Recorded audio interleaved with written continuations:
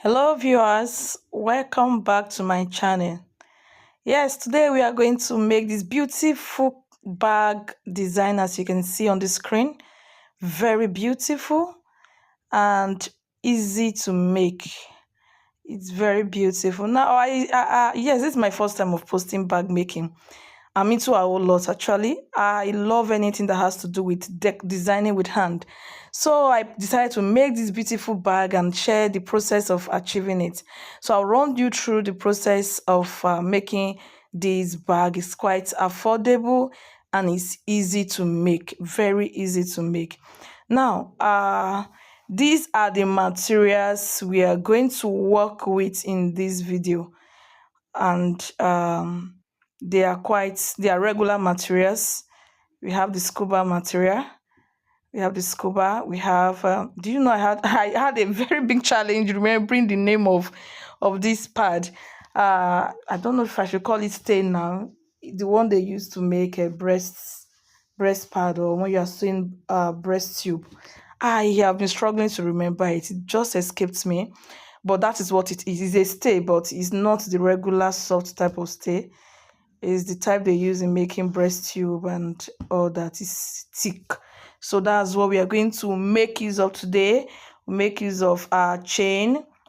We have the beads, different sizes of bead. I have two sizes here, the bigger ones and the small ones. My elastic, my fishing line they call it now, and my U-gum. So these are the materials you are going to make use of throughout the process of making this video. Now we start with the no, I call this in scuba. No, it's not scuba, please. This is doll face. Pardon me, please. This is doll face material. Yes, the measurement is 22 inches by 9.5 inches in two places now. Then the second pieces, we have 20 inches by 3 inches in two places. Then we have just a tiny piece of that's 1.5 inch. So these are the materials we will make use of while making this video. Once again, the material is doll face. It's not scuba, please. It's doll face. Now, to start, you just take cut the material into two places. Remember, I said it's 22 inches by 9.5 inches. You can choose not to cut, just that I needed my bag to have joining by both sides. So if you can choose not to cut yours, it doesn't make any difference. So just I want mine done like that. Now, from what you can see, you cut the two into two and take to the sewing machine and join it together. So right where you cut, you are joining it together again. So you can choose not to cut, just that I needed that's no regular bags to have joining by both sides. That's why I cut mine. So go to sewing machine where you cut, sew it together, and the other end sew together for this large piece. Now, after we have achieved that, we take our stay now, fold into 4 places. Now, what I'm looking for is actually 2.5, 3 inches. I actually cut 3 inches initially, but though later I resized it to 2 inches. So I don't want any part of this material to waste. That's why I'm kind of taking the measurement first to ensure that I don't I don't mismanage my material. So just fold into 4 places because I want to cut out a round circle. So what I'll do now is just take my measuring tape and measure. I'll measure like I said, I measure 3 inches round. 3 inches round, though later I resized this to 2.5. So measure 2.5 inches round, just as you see me do, and cut. Once you have measured it round, take your scissors and cut around the line you made. And while we are doing that, don't forget to like, don't forget to subscribe, comment, and share. No, just whatever you can do to support us in this video. The support is actually very necessary. It keeps us encouraged for and helps us to to make more videos. So actually I need 2 pieces of this. This will not do. I need 2 pieces. I need 2 pieces. So what I'll do is just to cut out, use this first one to cut out another piece of this round circle. So that is what we have gotten now. So what we need to do, get our door face material again, turn to the wrong side, and with the help of our pressing iron, this I'll just press it down, ensure that the side that has the starch is on the clothes, so that you don't do the wrong thing and cut out just like the normal way you apply your stay to your clothes, the same way, just that this is thicker than the regular stay. So once you have done that, we get the first material that I said we have to sew the 2 sides. So get the material. As you can see, we have sewn both sides. Like I said, you can choose not to cut the other end, is your choice. So we actually need 2 of these, because one is going to be the lining and the other one will be the outer part. So that's why we make use of 2 like this. So this is how it looks after you have sewn both sides. You are making use of the both material. Remember, you are sewing on the side that is a 9.5. No, I told you the measurement is 9.5. 9.5 and 22 inches. So we sew the 9.5 is it edge you call it now? Yes. Now we are done. I just notched to get the midpoint of my stay. With the use of your office pin, just pin down round, just pin round it, because I'm still taking this to my sewing machine. And while you are doing that, you can just make a scattered pleating, a scattered one, just a pinch and pin it down just like that. So you are going to do this for both the both materials. Once you are done with this, you proceed to the other one and just pin down. Yes, and you can use the excess to make a kind of pleating, just scattered and scanty pleating. So once you have done that, take to the sewing machine and sew round. The office pin is just to make it easy for you to sew round. Remove the office pin, and ensure you remove your office pin. Ensure you remove your office pin. So once the office pins are removed, this is what it looks like. Now you take one piece of the material, that is one of it. No, I showed you this 1.5 or 1.5 inch material. So what you do now is to fold into 3 now. Yes, fold into 3 and sew it tiny. Just fold into 3, take to your sewing machine and run it down. I'm actually looking for 2 pieces of this. What I mean is, once you have sewn, just cut out. You don't need so long, just 2 inches in 2 places. So you can see I didn't run it down to the end of the pieces. It's just 2 inches into 2 places I needed. So I've done that. Now what you do now, take one piece of one part of the material you have attached and measure 2.5 downward. Measure 2.5 downward on both sides. Just mark and mark. So once you have done that, you have to loosen what you have sewn to that point of the point you mark. Just loosen loosen it to the, what is it called, 2.5 inches you have made. So the reason for that is you want to create a point where we'll fix our chain. So just put your the 2 inches you just made, the 2 pieces, just use it to attach the what's it called, the chain to both sides, and go back to the sewing machine, sew it down again. That is it. This is how it will look like. Now automatically the part that has the chain will be the front, the outer side of your bag. Both are the same measurement, just that one will be your lining and the other will be the